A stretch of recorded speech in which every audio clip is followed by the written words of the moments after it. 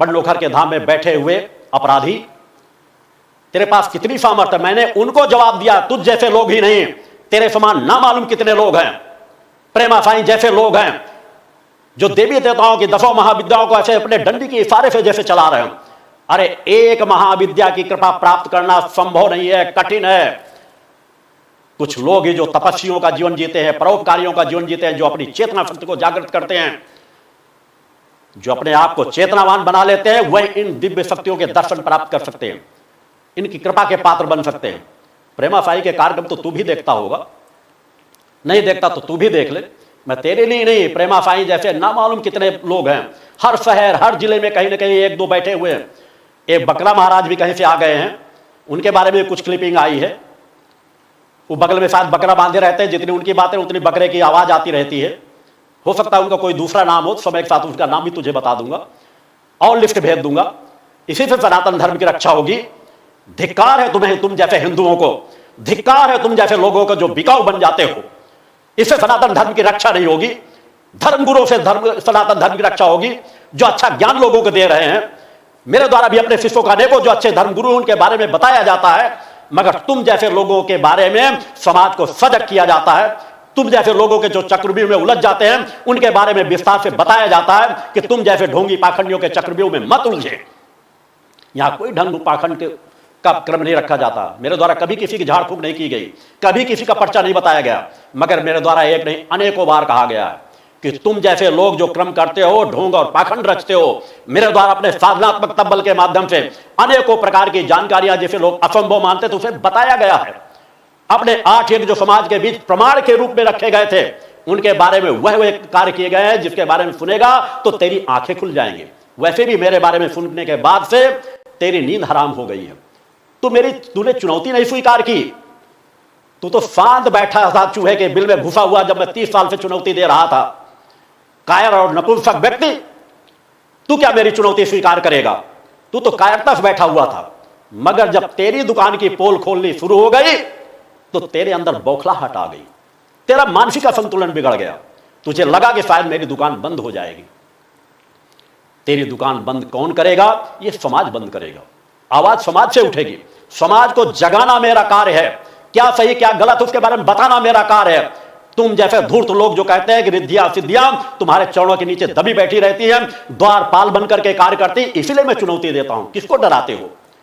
तुम जैसे लोग, प्रेमा साईं जैसे लोग, या और इस तरह के दर्जनों लोग हैं जो जगह जगह झाड़ फूक करते हैं, इसीलिए मैंने चुनौती दिया। कितने जिन्न भेद पैताल है इसके ऊपर। भूरा तू ही तो कई बार कह चुका है, तो अपने कैसेटों को देख ला, इसके ऊपर भूरा जिन्न लगा है, काला जिन्न लगा है, इस तरह उतारना पड़ेगा, यह करना पड़ेगा। किसी ने चौकी बिठा रखी है। अरे धूर्त पाखंडी, आज तक के क्रमों में अगर किसी ने चौकी बिठा रखी किसी के लिए बर्बाद करने के लिए, तूने कहीं पे भी जाकर किसी चौकी के बारे में जाके बताया पुलिस को? किसी चौकी में जाकर बताया, किसी घर वालों को जाकर दिखाया जाकर के कि देखो यहां पर तेरी चौकी बिठा रखी कि तेरे घर को बर्बाद करने के लिए? प्रेमा साईं जैसे लोगों को मैं बार बार कहना चाहता हूं, किसी एक पुतले को बता दो जहां पर किसी ने जाकर तुमने पकड़ाया हो कि ये पुतला गड़ा हुआ, जहां सुइयां चुभाई जाती, तुम्हें तकलीफ होती है। और प्रेमा साईं जैसे लोग, तुम जैसे लोग, पाखंडी लोग, इसीलिए मैंने चुनौती दी है कि तुम्हें कुछ जो करना हो तुम मुझे बर्बाद करके दिखाओ। मुझे तुम जैसे मरे हुए लोगों को क्या मारने की जरूरत है? सात्विक शक्तियों का उपयोग तुम जैसे पापियों के लिए मैं करूंगा, यह तुमने कैसे सोच लिया? तुम जैसे लोगों को मुझे मारने की आवश्यकता नहीं, तुम लोग तो अपने कर्मों से ही मरे हुए हो। मेरे एक आवाज उठाने से तुम लोग बिलबिला गए। मेरे जीवन में कोई फर्क नहीं आने वाला। तुम जैसे सैकड़ों लोग सुबह से शाम तक पानी पी पी करके गालियां दो, मेरे फर्क नहीं पड़ने वाला। क्योंकि मेरा फर्क पड़ता माता आदि सत्य जनी जगदम्बा की जो कड़ी जुड़ी हुई है, उस पर तो कोई फर्क नहीं पड़ रहा। मेरी निगाह सिर्फ वहां होती। मैं यहां सम्मान भोगने के लिए नहीं आया हूं, तुम जैसे पाखंडियों को चुनौती देने आया हूं, तुम जैसे पाखंडियों के रहस्यों को खोलने के लिए आया हूं। तुम मेरी विचारधारा को क्या पकड़ पाओगे? तुम तो बार बार यहां कहते हो कि यहां बहुत अच्छा कार्य हो रहा है, ये अच्छा कार्य हो रहा है। तुमने अपने मंच से कई बार कहा कि बहुत अच्छा कार्य किया जा रहा है, लोगों को नशा मुक्त किया जा रहा है, लोगों के जीवन में परिवर्तन आ रहा है, ऐसा आ रहा है, वैसा आ रहा है। दर्जनों बातें तुमने गिनाई अपने मंच से। अच्छी बात है, कुछ मेरे बारे में समझने लगे हो और समझने का प्रयास करोगे, शायद तुमको गलतियों का एहसास हो जाए। मगर मुझे तो तुम्हारे यहाँ कोई भी एक ऐसी बात नहीं नजर आती कि तुम कोई भी एक ऐसा कार्य कर रहे हो। मैं जिस क्षेत्र में निगाह उठा करके देखता हूं, वहीं पर तुम ढोंग और पाखंड करते नजर आते हो। चैनलों वालों ने इसके बारे में तुम्हें कई बार आवाज उठाई है, अनेकों लोग आवाज उठाते हैं, और तू अगर सुनना ही चाहेगा तो तेरे यहां से लौट लौट कर आए हुए उन लोगों की भी रिकॉर्डिंग तेरे पास भिजवा दूंगा। मेरे पास समय कम रहता है, मेरे कार्य क्षेत्र अलग है, मैं कार्य अलग तरीके से करता हूं, तो मेरे कार्यों को, तू मेरे मौन को, मेरे शांति को मैं हर मंचों से आवाज उठाता हूं, निडर होकर के आवाज उठाता हूं। जो सत्य की आवाज उठाता हूं, सत्य के लिए जीता हूं, सत्य के लिए मरूंगा, सत्य की जब तक जीवन की अंतिम सांस है तब तक सत्य की रक्षा करता रहूंगा, और तुम जैसे अधर्मी नए मेरा अस्तित्व नहीं बिगाड़ सकेंगे। तुम लोग खुद कहते हो कि हमारे पास ये शक्ति है, हमारे पास ये शक्ति है। मेरे पास तो सात्विकता शक्ति है। पिछले 30 वर्षों से मैंने किसी को धमकी नहीं दी, मगर इतना जरूर कहा है कि हाँ, मुझ में वाक शक्ति है, मुझ में कुछ भी कर गुजरने की क्षमता है, और इसीलिए मैं ससम्मान कहा है मैंने हिंदू धर्म की रक्षार्थ कि आज तक के सामर्थ्य को आंकलन करने की जरूरत है। कौन किस तरह से है, कहां से जुड़ा हुआ है, कैसा। एक शराबी भी वेदों का ज्ञान कर सकता है, एक अपराधी भी वेदों का ज्ञान कर सकता है। अच्छी बात है, घर घर वेदों का ज्ञान। मेरे द्वारा भी सभी अपने शिष्यों को भी कहा जाता है रामायण पढ़ो, गीता पढ़ो, सभी चीजों को पढ़ो, मगर हम जिसे देवादिदेव भी मां कहकर पुकारते हैं, हम उस माता आदि शक्ति जगत जननी जगदम्बा के आराधक हैं, जो हमारी और सभी की आत्मा की जननी है। इसलिए हम पूरे विश्व को अपना मान करके चलते हैं, पूरे विश्व को सुधारना चाहते हैं, पूरे विश्व को सही दिशा देते हैं। हम अपना कर्म कर रहे हैं, समाज में कितना परिवर्तन आएगा यह समाज आगे देखेगा। हमने एक विचारधारा समाज में डाली है, और विचारधारा का प्रवाह अनंत काल तक चलता रहता है अगर उसके सत्य धर्म से नींव डाली गई है। हम उस दिशा में कार्य करने वाले लोग हैं। तो मेरे शिष्यों को धमकियां देता है, तो मेरे शिष्यों का क्या बिगाड़ पाएगा। तुझे अगर जो कुछ भी करना हो तू मेरा बिगाड़ करके देख। तेरा तो भविष्य मुझे मालूम है, तेरा क्या होने वाला, तेरा भविष्य में क्या होगा, तेरे साथ क्या होगा, भविष्य में क्या होगा। अगर इसको भी जानकारी लेना चाहे तो दे दूंगा, मगर अगर मैंने चुनौती जो दी है, अब तक तेरे अन्य लोग भी और समझ करके शांतित होकर बैठ चुके होंगे। मेरी चुनौती एक बार और कान खुल के सुन ले, मेरे द्वारा कभी परिवर्तन नहीं किया जाता। जो एक बार कह देता हूं, चूंकि मुझे मालूम है तुझे मेरे पिता का डीएनए टेस्ट करना हो तो टेस्ट करा लेना कि मैं किस पिता की संतान हूं। एक बार नहीं 100 बार जहां कहेगा उपस्थित हो जाऊंगा, मगर जिस विचारधारा का मैं पालन करता हूं, जो मैंने आज से 30 साल पहले कही थी और 30 साल से हर वर्ष दर वर्ष हर मन से कहता चला आया हूं, उसे आज भी कह रहा हूं कि बिना गर्व घमंड के धर्म रक्षार्थ मैंने स्वयं अपनी चुनौती समाज को दी है, मगर अपेक्षा समाज से की है कि एक ऐसा सम्मेलन हो, आह्वान किया है कि एक सम्मेलन हो जिसमें विश्व की आध्यात्मिक शक्तियों को सम्मान से बुलाया जाए। हमारे शंकराचार्य उसकी अगुवाई करें, शंकराचार्य बैठे, और कम से कम तप का परीक्षण किस प्रकार से हो सकता है, इस तरह के ढोंग पाखंड से नहीं हो सकता। किसके पास तप बल है, और तप बल के पहले केवल इन्हीं चीजों से आंकलन किया जा सकता है। कौन यम नियमों का पालन करता हुआ, अष्टांग योग का पालन करता हुआ ध्यान साधना समाधि की स्थिति को प्राप्त किया है। ये मशीनें पकड़ लेंगे कि कितना अपने मन को शांत करने की किसके अंदर क्षमता है। तू तो 1 मिनट अपने चंचल मन को नहीं रोक पाता, तेरे मन में तो हमेशा आपराधिक प्रवृत्ति चलती रहती है। तो मेरे द्वारा जो चुनौती दी गई है, एक एक बिंदु नोट कर लेना। वह एक बार नहीं, हनुमंचों से कही गई। बीच बीच में अगर उस चुनौती के दायरे में तू कहीं आता हो तो तुझे सम्मान के साथ स्थान दिया जाएगा, उसके परीक्षण करवा देना, और उन परीक्षणों में आगे की स्थिति पर तुझे मौका दे दिया जाएगा। कोई भी आएगा, सब सम्मान स्थान मिलेगा। कि जिसने समाधि की अवस्था को प्राप्त किया हो, जो अपने मन पर पूरी तरह से रोक लगाने की क्षमता रखता है, इसको विज्ञान भी पकड़ लेगा। जिसने अपने सूक्ष्म शरीर को जागृत किया हो, उन चीजों के प्रमाण दे। सूक्ष्म शरीर को कौन जागृत कर चुका है, कौन नहीं कर चुका। जब जागृत करेगा तो शरीर की स्थिति को विज्ञान पकड़ सकता है, और वह झूठ बोल रहा है, सही बोल रहा है, इसको झूठ और सत्य की मशीन से पकड़ा जा सकता है कि किसी ने अपने सूक्ष्म शरीर को जागृत कर लिया कि नहीं कर लिया। और अगर शक्ति है तो उसका परीक्षण इससे होगा कि वह किसी एक स्थान में रह करके दूसरे स्थान की जानकारी देने की पात्रता रखता है कि नहीं रखता। इससे परीक्षण होगा कि किसी अंदर वह तप बल है कि नहीं, सामने खड़े हुए चीजों के छल प्रपंच करके नहीं, इस तरह की चीजों में। तीसरी चीज, अगर कोई तपस्वी होगा तो बिना यंत्र मंत्र तंत्र के वह अपने हाथ के स्पर्श से एक निर्धारित समय के अंदर, दिए गए समय के अंदर, किसी भी असाध्य से असाध्य व्यक्ति को, बीमारी से ग्रसित व्यक्ति को ठीक करने की सामर्थ्य रखता है कि नहीं रखता।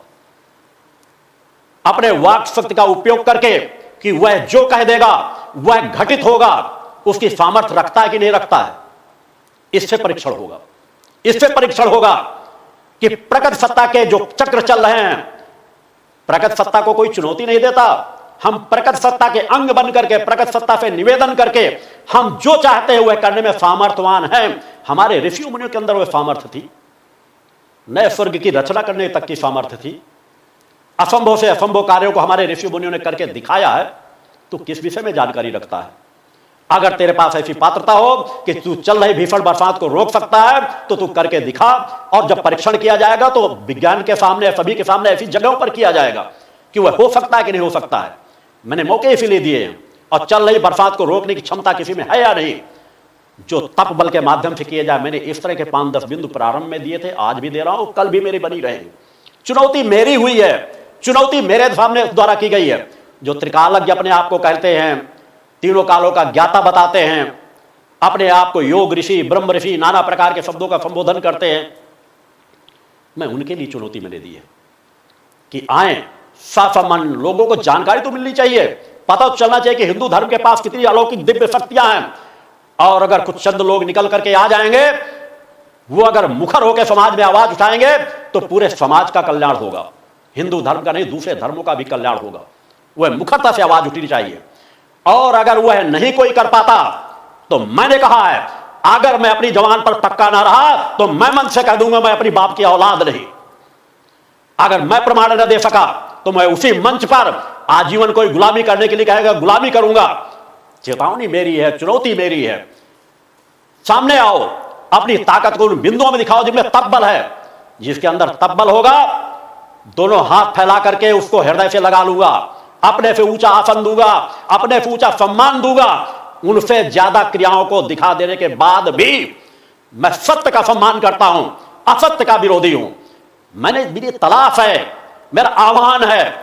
अनेकों साधु संत सन्यासी है जो बहुत अच्छी सामर्थ्य रखते हैं, उनके अंदर साधुत्व है, मगर कहीं ना कहीं मौन है। मैंने उनके मौन को भी तोड़ने के लिए आवाज उठाई है, मैंने उन्हें भी धिक्कारा है। हां, मैंने एक बार चुनौती भी कहा है कि अगर किसी ने अपने मां के दूध का स्तन का पान किया है तो मेरी चुनौती को स्वीकार करे। यह किसी को अपमान करने के लिए नहीं है, यह इसलिए है कि साधु संत सन्यासी पात्रता को लेकर के भी कई बार मौन बैठ जाते हैं। आज मौन की आवश्यकता नहीं है, आज धर्म की रक्षा की आवश्यकता है, राष्ट्र की रक्षा की आवश्यकता है, मानवता की रक्षा की आवश्यकता है। आज मुखर होकर उनको निकल के आने की जरूरत है। मेरी धिक्कार इसलिए है, और धिक्कार करने वाला व्यक्ति कोई सामान्य व्यक्ति नहीं है। मैंने समाज के बीच उनके प्रमाण दिए हैं। मैंने कहा है अगर उन प्रमाणों को कोई गलत साबित कर देगा तो उससे बड़े बड़े कार्य करने के लिए समाज के लिए तत्पर हूं। तूने कहा कि एक शक्ति है, मुझे मालूम है। मेरी शक्तियां किसी के अधीन नहीं है, मेरी शक्तियां माता आदिशक्ति जगदम्बा की कृपा के परिणाम है। मैं हर पल उन शक्तियों से परिपूर्ण रहता हूं। मेरी शक्तियां कोई तुम जैसे धूर्त लोग छीन ही नहीं सकते। और जब जहां जरूरत पड़ती है अपनी इच्छा से उनका उपयोग करता हूं। एक नहीं अनेकों लोग जीवन दान प्राप्त कर चुके हैं इस स्थान से। उनसे मिलना चाहेगा तो तुझसे उनसे भी मिलवा दूंगा। तू कहते किसी को लाभ नहीं दिया जा सकता, वो प्रमाण दे दूंगा कि हाथों के स्पर्श करने मात्र से जो चल नहीं सकते थे उन्हें ऊंचे ऊंचे पहाड़ों में चलवाया गया है। मगर ये मैंने चमत्कार करने के लिए कभी नहीं किया, अपने आप को कहीं पर प्रदर्शित करने के लिए नहीं कहा। मैं सामान्य सा जीवन जीता हूं, इनका प्रदर्शन कभी नहीं करता, लाभ लोगों को देता हूं। हमारे पास कौन सही है, कौन गलत बोल रहा है, कौन झूठ बोल रहा है, इसकी शक्ति ऋषियों के पास सदा से रही है। उसी के अनुसार हम व्यवहार करते हैं। किसको लाभ कितना मिलना है, किसको कितना आशीर्वाद देना, किसको नहीं देना। अनेकों स्थानों के कितने प्रमाण तुम जैसे धूर्त जो बैठे हुए हैं, अनेकों लोगों को प्रमाण दे दिए जाएंगे जिनको कहा गया हमारा आशीर्वाद हमने लिख दिया, उनमें आशीर्वाद है तुम ठीक हो जाओगे। वो बेचारे मर गए, उनके परिजनों को लाकर खड़ा कर दूंगा। तुम जैसे अनेकों लोग, मैं तो अनेकों लोगों के व्यक्तिगत नाम ले लेकर के अनेकों लोगों की पोल खोलता रहूंगा, आगे भी पोल खोलता रहूंगा। तुम जैसे लोग आसाराम बापू को सही मान सकते हो, निर्मल बाबा को सही मान सकते हो, कुमार स्वामी को सही मान सकते हो, राम रहीम को सही मान सकते हो। मैं सही नहीं मानता। मैं हर मंचों से मैंने आवाज़ उठाई है, आगे हर मंचों से आवाज़ उठाता रहूंगा। तुम जैसे लोगों को भी नाम उसी में जोड़े गए हैं कि तुम जैसे लोग क्या कर रहे हैं उनके बारे में जोड़े गए हैं। जो सही होंगे उसको स्वीकार करूंगा, मगर तुम जैसे लोगों के अंदर एक भी पात्रता नहीं कि मेरे मंच में बैठ सको। तुम कभी किसी को तीर मार देने की धमकी देते हो, किसी को अस्तित्व मिटा देने की धमकी देते हो, किसी के रक्षा कवच के धार्मिक प्रतीकों को नष्ट करने। कैसे सनातन धर्मी है तू? कहां से तुझे ज्ञान मिला है?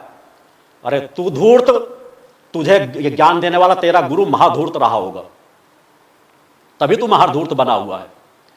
तेरे पास क्या पात्रता है? तेरे पास तो ना बजरंग बली की कृपा है। तू जो कहता है कि मैं बजरंग बली के धाम पे बैठा हूं, बजरंग बली की कृपा है, बजरंग बली तेरी बाप की बपौती नहीं है जो तूने कहा कि वहां टांगे इसलिए रक्षा हो रही है। बजरंग बली जन जन के बजरंग बली है, सनातन धर्म के बजरंग बली है, सब जगह पूज्य है। माता आदि शक्ति जगनी जगदम्बा की सेवक शक्तियां हैं। मैं किसकी वजह से बच रहा हूं, किसकी वजह से नहीं बच रहा हूं, तू क्षमता लगाता रहे। तेरे जैसे और जो कहते हैं हम वेद पैताल जिन्न पिशाच शमशान के शमशान हमारे गुलाम हैं, हम छड़ी पे कैद करके रख लेते हैं, समाज का कोई व्यक्ति चुनौती नहीं देगा। वो डर जाते हैं कि हमारा कुछ बिगाड़ न ले। मगर मैंने चुनौती इसलिए दिया है कि तुम जैसे लोगों से साधनात्मक क्रम से भी लड़ने की मेरी सामर्थ्य है, भौतिक जगत से भी लड़ने की सामर्थ्य है, शारीरिक रूप से भी लड़ने की सामर्थ्य है, मानसिक रूप से भी लड़ने की सामर्थ्य है, बौद्धिक रूप से भी लड़ने की सामर्थ्य है। तुम जैसे लोग क्या पात्रता रखते हो? तुम जैसे लोग कहते हैं कि कान को इधर पकड़ो या उधर पकड़ो। मेरे द्वारा कभी किसी व्यक्ति को प्रेरित नहीं, न मेरी दीक्षा का शुल्क है, न किसी चीज का शुल्क है। मगर हाँ, धर्म का कार्य जो प्रारंभ से जिस प्रकार चलता आ रहा है, आज भी मेरे द्वारा किसी के कार्य करके पैसा दे दो, इसके लिए कार्य करके तुम इतना चढ़ा दो यहाँ, इसके लिए कभी नहीं कहा जाता। मेरे शिष्य सामर्थ्यवान है। मुझे यहाँ आश्रम के निर्माण किसी चीज की आवश्यकता पड़ती है, अगर मेरी एक आवाज उठती है तो हजारों हजारों नहीं लाखों हाथ आगे बढ़कर के यहाँ सहयोग करते हैं। यहाँ के कार्यों की पूर्णता की जा रही, जो हमारे धर्म प्रारंभ से लेकर आज तक चलता चला आया है। अनेकों हमारे मठ मंदिर जितने भी चीजें बनी हुई हैं वो समाज के जन जन के सहयोग से बनी हुई हैं।